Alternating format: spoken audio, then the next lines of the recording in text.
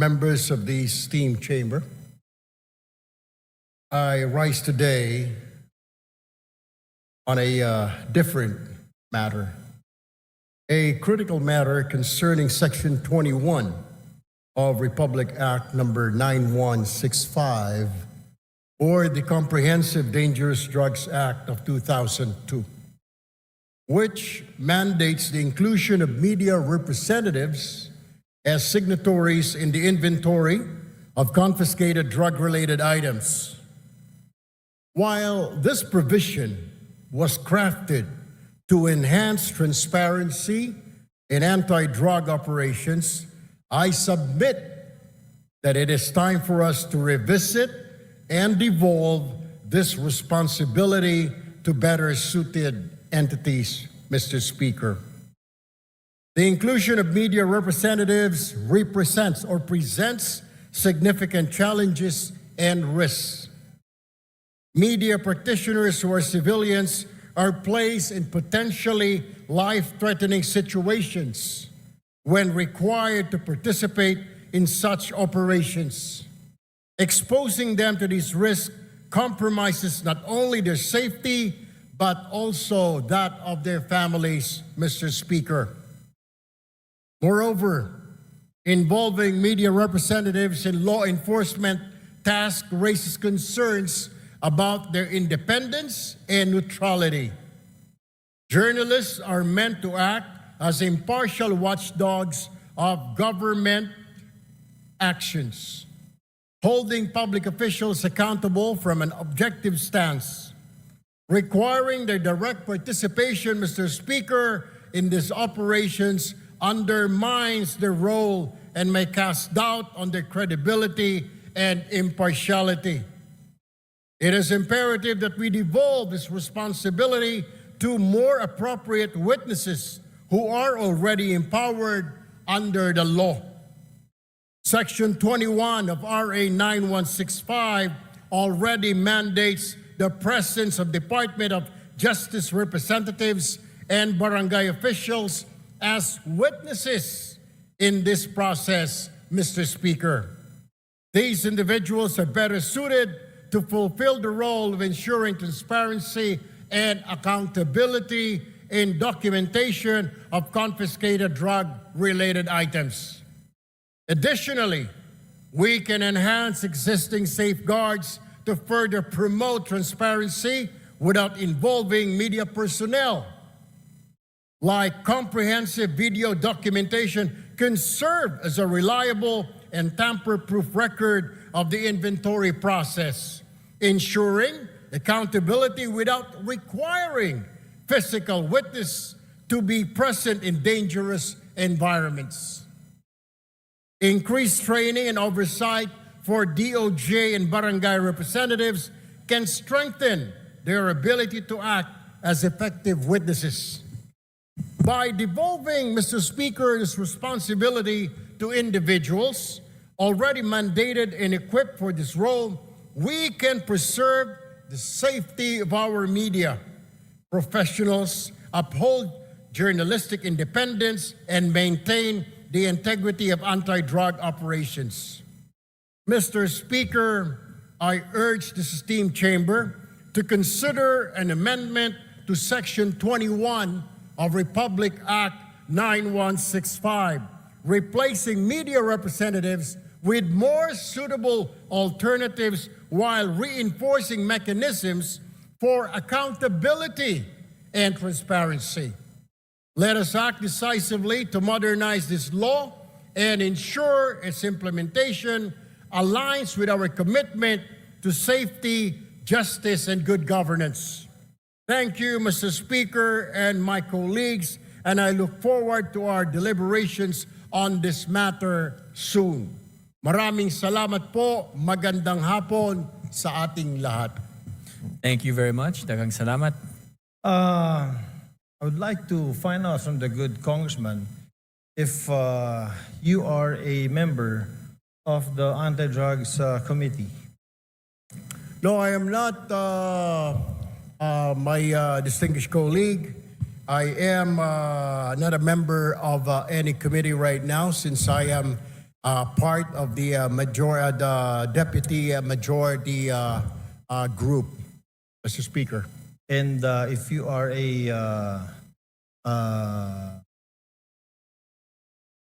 what were you again, Mr. Speaker? Deputy Majority Floor Leader, Mr. Speaker. Deputy Majority Floor Leader.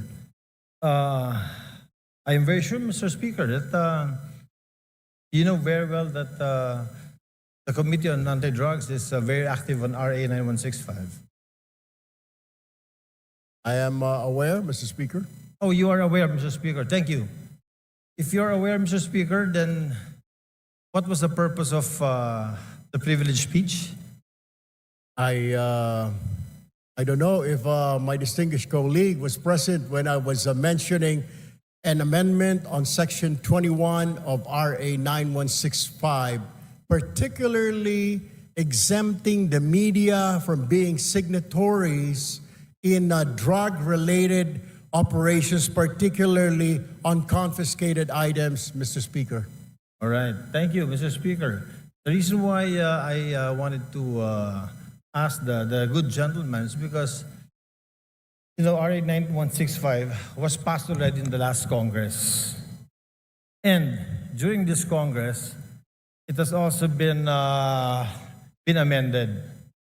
And in Section 21 of RA 9165, I don't know if the good gentleman is aware, the Deputy Majority Floor Leader is aware that Section 21 has been taken up. Can you repeat that, Mr. Speaker? Tagalogin ko po. Aware po ba tayo na yung Section 21 po, ito po ay tinitake up po dun sa amendments natin sa RA 9165 in the committee. Kaya nga po, Mr. Speaker, kailangan natin balikan at bilis-bilisan po ang problema po natin sa Kongreso. Kaya po tayo napupulaan ng mga kababayan natin. Napakarami natin mga batas na kailangang ayusin, subalit hindi po naaayos, kaya kailangan po natin bilis-bilisan. Kung ito po ay na-take up, sana po ay bilisan pa para kaagad po ito ay ma-review at magawan po natin ang paraan dahil ito po ay kahilingan ng mga kasamahan po ng ating Fourth Estate, Mr. Speaker. Tama po. Napakaganda pong suggestion po niyan. Since kayo po ay malakas po sa Senado, baka pwede pong sila pong sabihan ninyo dahil wala po tayong counterpart sa Senado. Tapos na po tayo sa amendments natin. At yung pong privilege speech niyo kanina, pagtanggal po ng media, personalities, pag dumarating ang inventory time, pag mayroong buybacks, wala na po sa provision. Pagdating ho natin doon, Mr. Speaker, we will do that. But for now, we really have to look into this, maybe push on and convince our counterparts in the Senate to pass this law immediately. Matatagalan pa po tayo kasi dadaan pa po tayo ng eleksyon. Pag hinintay po natin na umabot kayo ng Senado, ay isang taon na naman po yun. Congratulations po at inamin nyo na talagang panalo na kayo sa Senado. I'm very happy that a colleague of ours will be in the Senate soon. Pero ibabalik ko lang po, Mr. Senator, na ito pong hinihiling ninyo na tanggalin natin or i-amend natin sa Provision 21 of RA 9165, matagal na po naming tinabaho ito sa aming komite at tinanggal po talaga po namin to.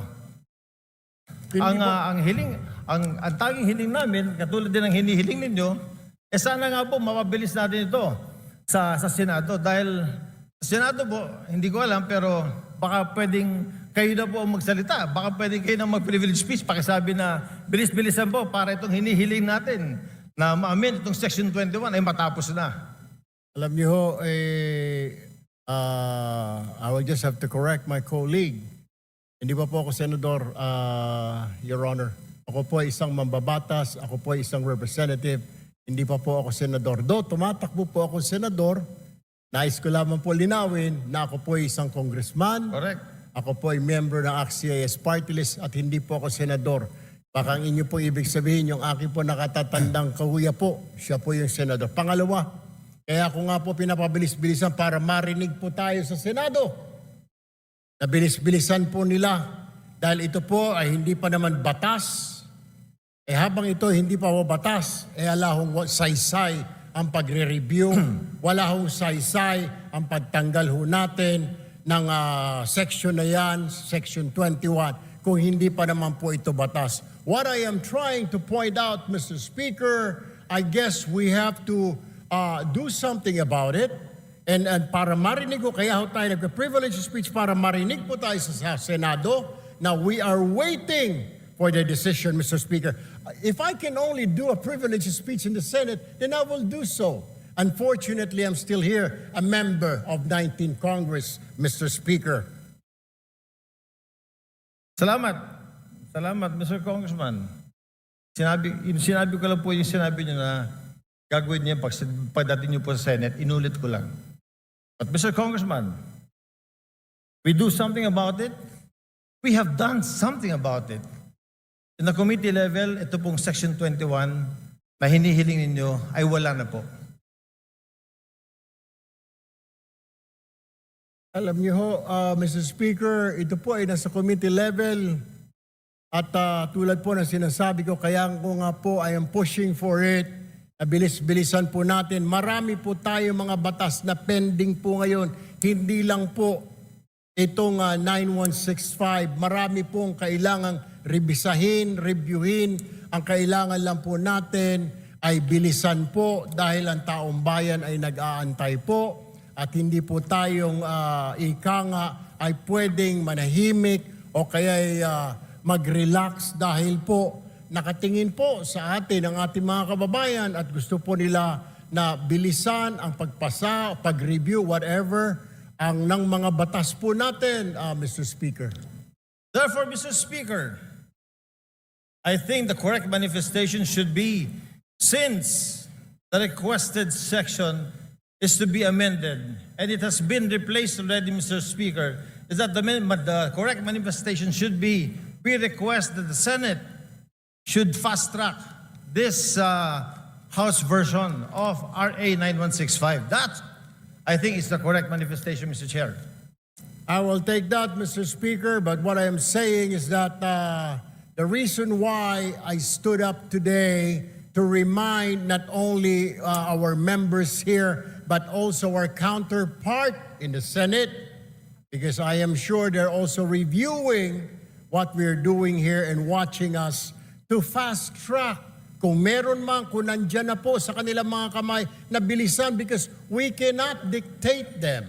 We can only suggest, Mr. Speaker. We can only tell them and inform the public that we already did this. Tama po ang ating kasamahan na sinasabi niya pong ni-review na po yan, inalis na po yan, para malaman po ng taong bayan na wala na po yan, wala na sa kamay natin, yan po ay nasa kamay na ng Senado para bilis-bilisan po nila. And that is the purpose of my privileged speech this afternoon, Mr. Speaker, my dear colleague.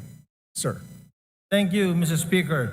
Oh, I thought amending Section 21 was the main thrust of the privilege speech. I didn't know it was to fast track the House version of 9165. But nevertheless, Mr. Chair, yun na rin po ang hinihiling natin. Since yung nire-request po ng colleague natin na tanggalin po sa Section 21, yung pagsama ng media kapag po nag-iimbentary sa mga bypass, sa mga nahuli na ay wala na po sa committee level. Wala na po, pumasa na po sa atin. Sana po, another privilege speech from our good colleague will tell the Senate, bilis-bilisan niyo naman kasi binilisan na po namin. I wish I can, we will do that, Mr. Speaker, para makarating po itong ating mensahe sa kanila. Hindi naman natin pwede sila pong utusan, Mr. Speaker, kundi tayo lamang po ay pwede nating sabihin na nag-aantay po tayo. Kung naipasa na po natin dito sa Kongreso, then ang problema po ay nandoon. I guess we'll have to do or I have to make another privilege speech, Mr. Speaker. We shall await the next privilege speech. Thank you, Mr. Speaker. Thank you, Mr. Congressman. Maraming Okay, let's go.